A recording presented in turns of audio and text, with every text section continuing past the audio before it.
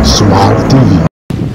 Tidak ada satu negara pun yang bisa memprediksi kapan berakhirnya. Australia sendiri saya kira mungkin paling cepat bisa mulai berdatangan itu Christmas atau hari Natal ini.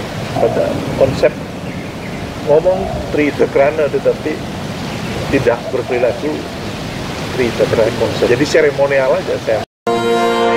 Smart netizen Sanur TV, dimanapun Anda berada. Saat ini saya berada di kawasan pariwisata yang sangat populer di Bali, bahkan belahan dunia, kawasan Legian, Kuta. Berada di suasana alam yang sangat teduh dan penuh dengan rimbunan tanaman. Bisa menjadi salah satu contoh kita untuk menjaga alam. Persisnya saya berada di kediaman salah satu pengusaha pariwisata yang sukses di Bali dan di Australia, Pak Nyoman Suasana Hardike. Apa kabar? Selamat sore Pak. Selamat sore Pak Syah. Di sebelah Pak Nyoman, saya kira kalau lihat juga dari wajah beliau pasti tidak asing, Pak Ana Agung Ngurah Gede Widiade. Beliau kita kenal sehari-hari sebagai politisi Partai Nasdem dan juga duduk sebagai ketua fraksi Partai Nasdem di DPRD Kota Denpasar. Pak Agung juga di lingkungan Puri Pebuyangan dalam menglingsirnya. Swastiastu, wah ini lama sekali kita tidak berbincang bertatap muka ini Pak Nyoman, Pak Agung. Hari ini seiring dengan sikap pemerintah Provinsi Bali khususnya mulai memberlakukan Bali era baru, new normal life. Pak Nyoman juga sudah mulai membuka pintu untuk wartawan yang khusus ceritanya Sanur TV. Hari pertama. Ini hari pertama ini. Setelah hampir 3,5 bulan kita hanya berkomunikasi melalui media online. Saat ini bisa bertatap muka. Nah, menarik pasti karena selama hampir 4 bulan pasti banyak hal yang dilakukan atau mungkin tidak dilakukan. Biasanya Pak Nyoman ini sebagai pelaku industri pariwisata ya tidak hanya di Bali tapi juga di luar negeri sering bolak-balik. Bali, Australia, dan kadang-kadang keliling Eropa bersama Nyonya Ibu Carla. Dan kali ini gara-gara corona harus tinggal di rumah. Saya ingin mengorek cerita dari Pak Nyoman, termasuk juga dari Pak Agung Widiade. Apa yang beliau berdua lakukan di tengah suasana pandemi COVID-19 sebelum new era baru ini dimulai. Baik, Smart netizen Sanur TV, kembali saya ingin mengajak Anda untuk menyaksikan sekaligus menyimak apa yang dilakukan oleh Pak Nyoman ya, bersama Carla di rumah gara-gara virus corona mengunci semua aktivitas kita termasuk beliau berdua. Pak, ya virus ini kan membuat otomatis Pak Nyoman sudah kemana-mana ya sudah, tapi di rumah saja. Ya. Nah, saya cerita Pak, apa sih yang dilakukan? Sebetulnya tanggal 23 Maret saya berangkat ke Australia. Namun kita terima berita tanggal 17 Maret itu Australia mulai di lockdown, jadi sehingga saya harus menunda keberangkatan, terus ya tinggal di rumah mengikuti himbauan pemerintah. Terus tanggal 16 Juni itu sudah booking lagi itu dengan Garuda, itu tujuan kita ke Darwin, tapi harus estafet dua Jakarta ke Sydney. Namun peraturan pemerintah di Australia kita harus di karantin selama 2 minggu di Port of Arrival. Jadinya bukan di Darwin, saya harus tinggal di tertahan di Sydney selama 14 hari. Setelah itu diizinkan melanjutkan ini ke rumah kita di Darwin, kediaman kita Darwin, dan diwajibkan 14 hari lagi. Nah, itu akhirnya saya putuskan untuk menunda lagi keberangkatan. Nah, pas kita di hari penundaan keberangkatan, sebetulnya tanggal 17 Juni itu harusnya sudah dibuka mulai oleh pemerintah Australia. Namun tanggal 16 Juni diumumkan lockdown-nya itu diperpanjang ke 17 September. Lama sekali Pak ya? Lama sekali. Nah, lama itu ya kita terpaksa tinggal di rumah, ikut aturan himbauan pemerintah, ya mengerjakan ya bisnis kita secara terbatas, ya ranking online. Jalan. Iya, harus jalan walaupun tertatih-tatih seperti mungkin ya pada umumnya. Ya, usaha kita di sini restoran sudah tutup total mulai tanggal 23 Maret sampai hari ini. Ya, Smart Netizen Sanur TV, Pak Nyoman juga adalah owner dari Kuali Restoran Legian.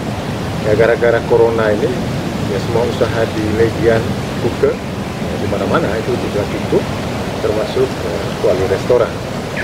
Dan hotel-hotel semua. Betul semua. Ya. Rencana mulai buka ini Pak?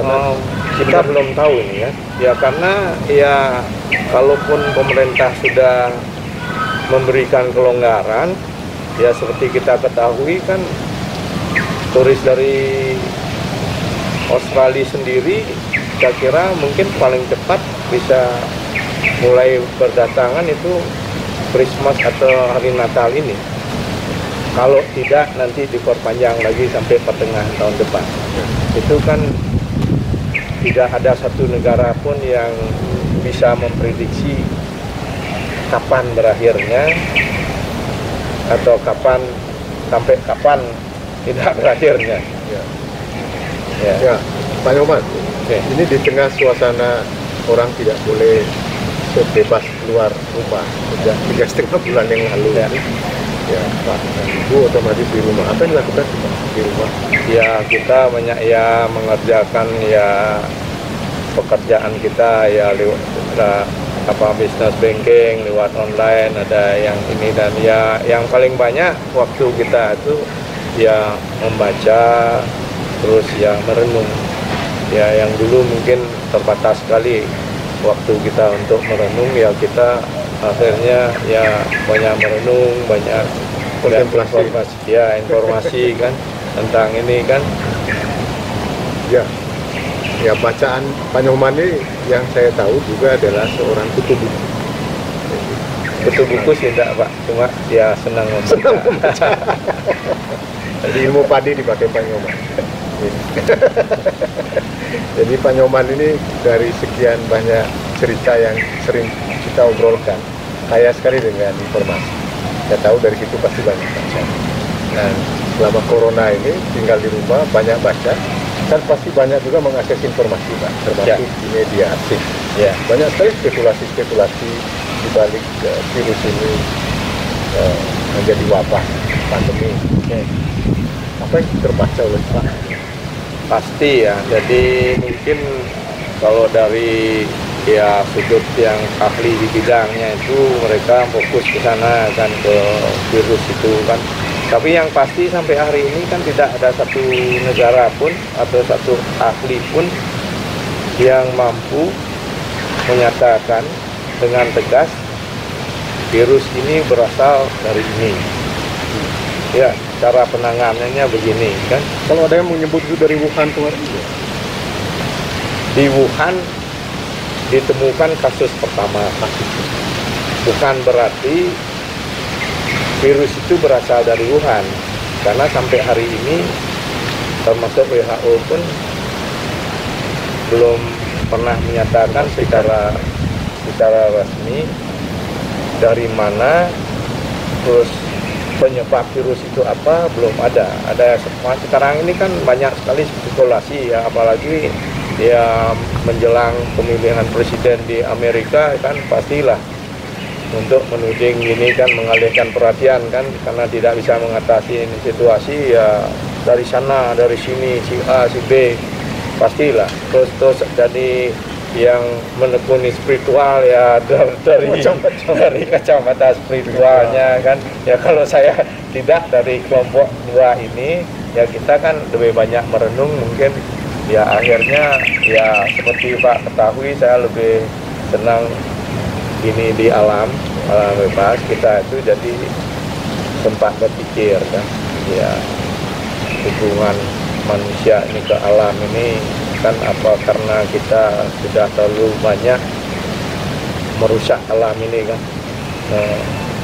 Jadi dengan percobaan nuklir, dengan ya apa rekayasa genetika ya, jadi ya karena keserakahan kita sendiri lah pada ininya ya, mungkin ya apa ya keseimbangan alam kita ini mulai terganggu ya, karena alam sendiri tidak pernah bisa berteriak, paling sign yang bisa diberikan liwat hujan lebat yang terus-menerus terjadi banjir setempat-setempat ya, terus terjadi angin ribut, topan, tanah longsor, gempa dan lain sebagainya kan.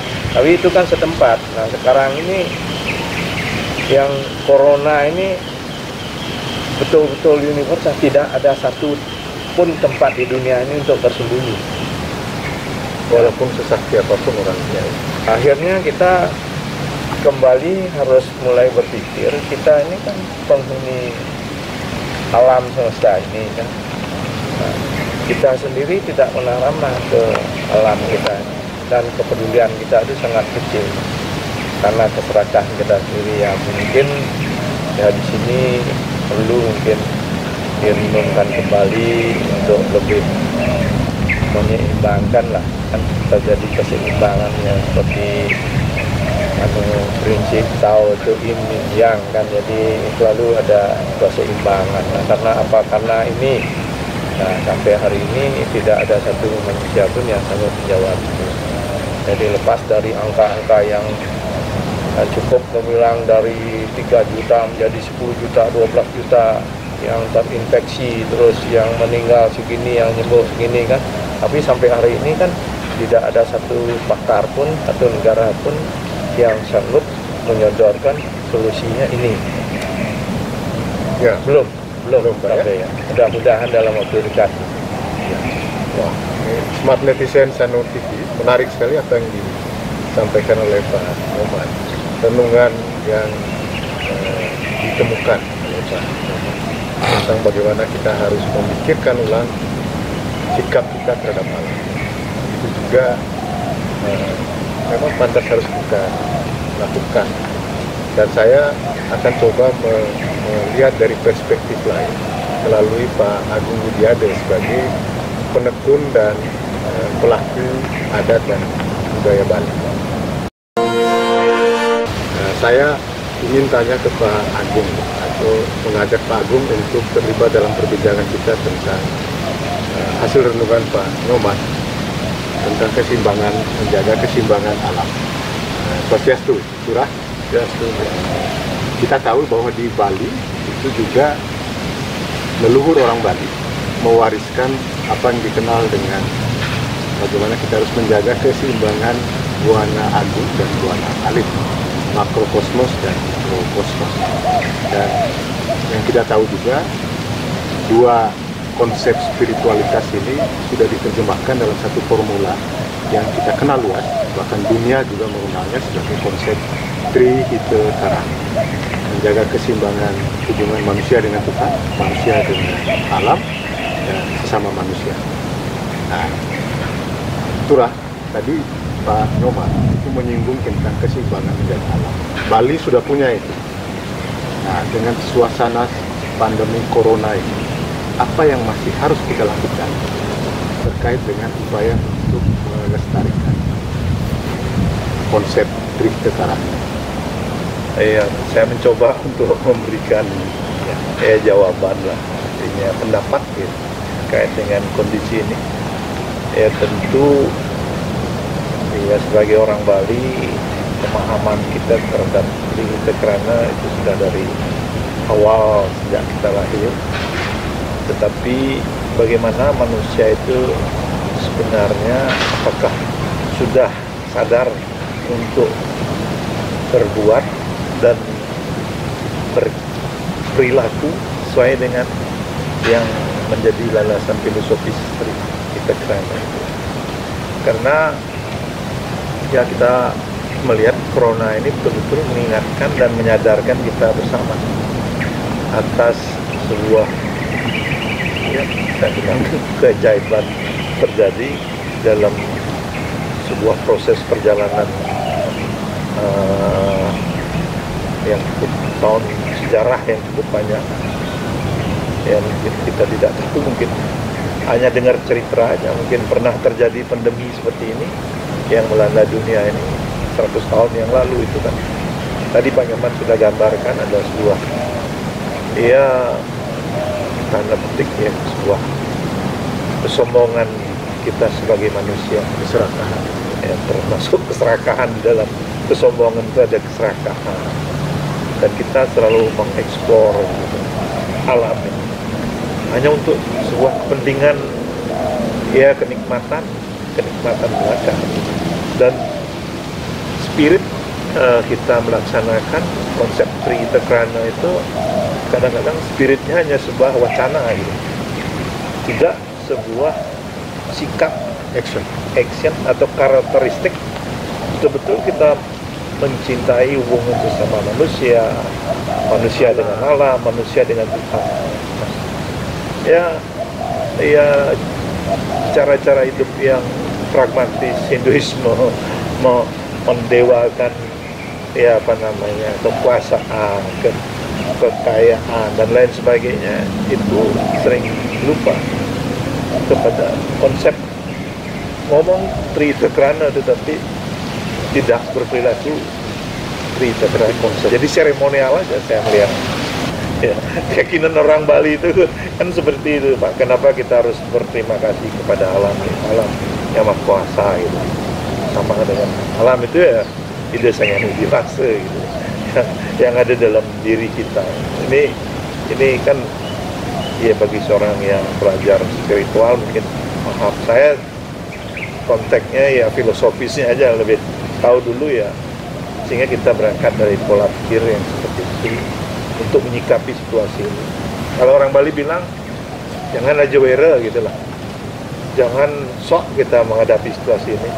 Oh saya akan berani kumpul, nggak ada COVID dalam 2 minggu ini kan. Iya kalau bisa orang Bali janganlah seperti itu ya. Dan saya mengajak semua pihak, kita realitas di dunia ini faktanya ada, tapi janganlah kita mungkin kita tidak cocok dengan polisi pemerintah, tapi janganlah seperti itu. Kita orang Bali tidak punya cara berkomunikasi yang seperti itu. Oke, kita marah, kita capek semuanya, kita ya stres gitu ya, tapi kita harus kelola. Bagaimana cara mengelola stres dalam situasi ya, mungkin dengan Pak Nyoman tadi membaca buku. Kalau bagi yang kerja silahkan kerja karena memang sudah dibuka, tetapi harus mentaati protokol kesehatan. Jangan kerja ya kita bilang boleh keluar, tahu-tahunya bolak-balik kebut-kebutan di jalan begitu aja. Ini tidak ada tujuan kita. Malah ini kan harus kita saling mendengar gitu. Nah ini yang perlu ada dalam hati sanubari, kesadaran kolektif semua pihak, utamanya masyarakat Bali. Dan kita ingin situasi ini cepat berlalu kan, karena bagaimana kalau kita dalam tanda petik kongkung ya justru akan lebih panjang situasi ini ya, jangan kita mencoba-coba menjawab dengan ego kita gitu. Saya kira itu ya itulah Smart Netizen Sanur TV, bukan hanya suara pelaku dan penekun adat dan budaya Bali, tapi juga suara politisi. Jadi agak lebih kritis lah ya, sedikit melihat kebijakan. Itu banyak. Ya gaya Pak Agung kelihatan. Tapi itu penting, harus kita catat dan kita renungkan, karena apa yang juga di awal tadi disampaikan oleh Pak Nyoman, renungan tentang menjaga keseimbangan alam diperkuat oleh Pak Ardi, tentang bagaimana perilaku, sikap, perbuatan, bahkan ucapan kita yang kadang-kadang memang ya, diakui atau tidak, itu bisa mengganggu keseimbangan alam. Nah, dengan kita, dengan yang di atas juga. Karena itu memang harus kita renungkan. Seperti lagunya Ebit GAD, mari kita renungkan. Kita ketemu di kesempatan lain dengan topik yang juga menarik, dan mudah-mudahan di tempat ini kembali enak suasananya, alam membawa kita dalam Back to nature. back to nature. Terima kasih Pak Nyoman. Sudah, bye bye. Sanur TV